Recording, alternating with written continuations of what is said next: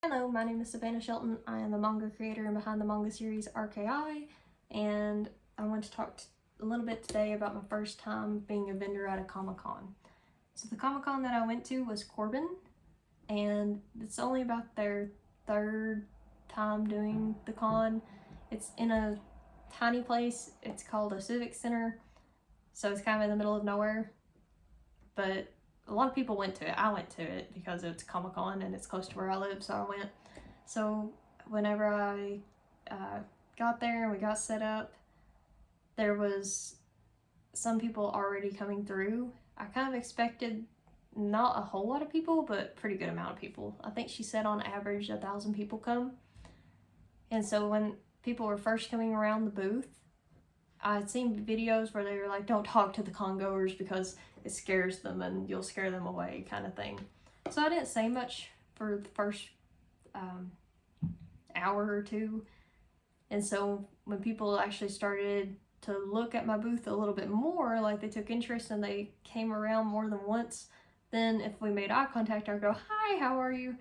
And we'd have a little bit of small talk. And I did find myself having a little bit too much small talk, which I think it's also kind of where we live, the culture of where we live. If you start talking to somebody, it's very, very hard to get away from them. Where I live, it's kind of like you just want to keep talking, but you gotta find a good place to stop.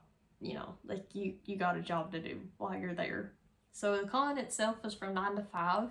The first hour I sold one book, and basically after that we sold a book for every hour except in the last hour I sold 2 books.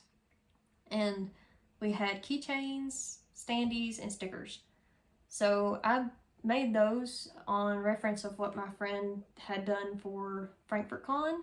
She actually had more success in selling stickers and things instead of the artwork themselves because they were small. They were something little and cheap that people could buy and just support you, but wouldn't be a huge chunk out of their pocket or a huge investment. So I figured those would go first.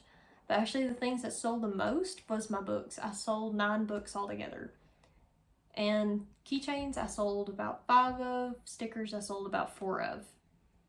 And so I found that interesting that people actually wanted to read my book. They wanted to know what my characters were, which as an artist and as a creator made me very, very happy. That's something that I worked so hard on people actually took interest in, which I think price-wise, my manga is $20. I don't think it's too out of the park for some people.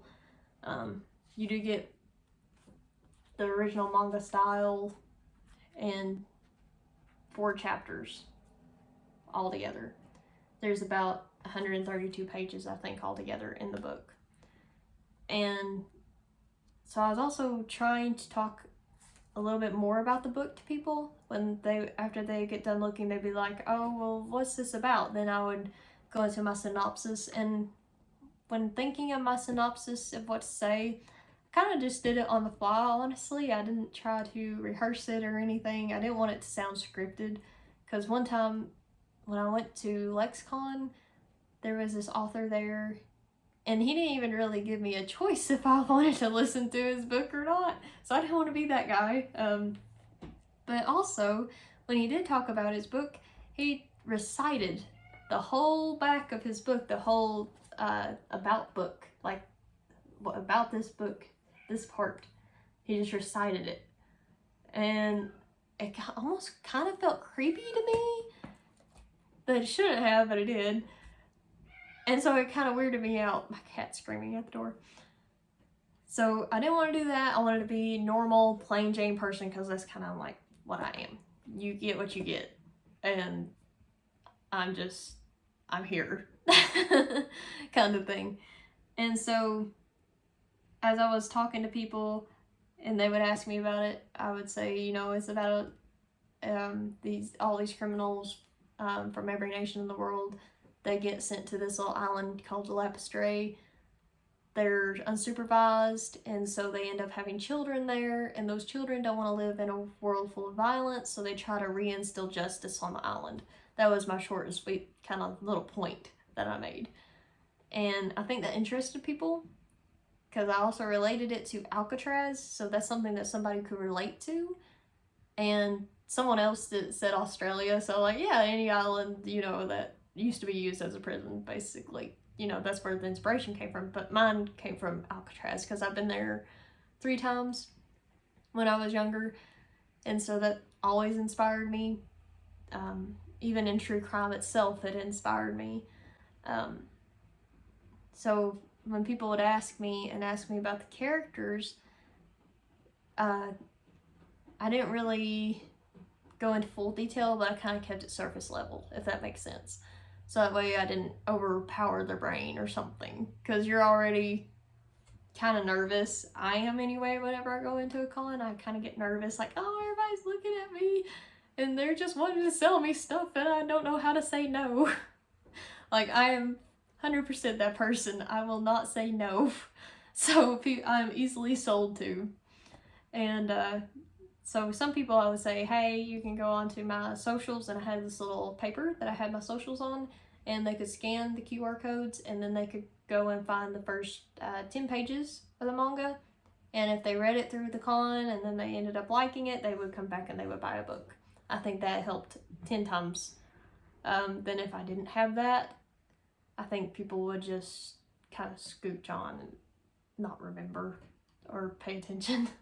So overall, I think my experience went very, very well. The con owner herself, she actually would bring people to my booth and to other booths also, and have people look, and she would explain a little bit about us, and she would take pictures of us. And for example, I have several pictures of her that she got of me of signing people's books, and that I just never had that kind of feeling before. It was very nice that somebody who was doing the con, because I've been to like art shows and things before, and those people don't really advertise or support their artist.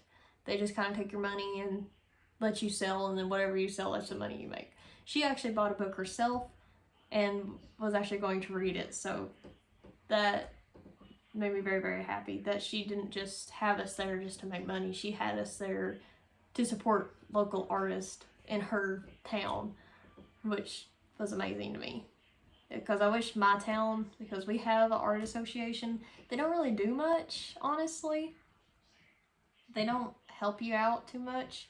Like, one time I had been asked to go to a class on how to draw manga, and it was a terrible experience, but basically only 2 people showed up, and they were both my cousins, because she didn't advertise. She didn't even put my name on the flyer, and then it was the worst title ever. It was Coping with Art. Like, are you depressed by art? Are you mad at art? That's what the thoughts that go through my head whenever I read that. But apparently no, it was to help with depression. But it felt like art was the thing that was secluding you from life. That's what it felt like. So to actually be welcomed in and to have people know who you are kind of before you're there made a big difference, I think, for me. And every vendor that I ever met there, very, very nice people. I think everybody had a good time. But yeah, that was my first con experience. I wanted to share it with you all. Thank you.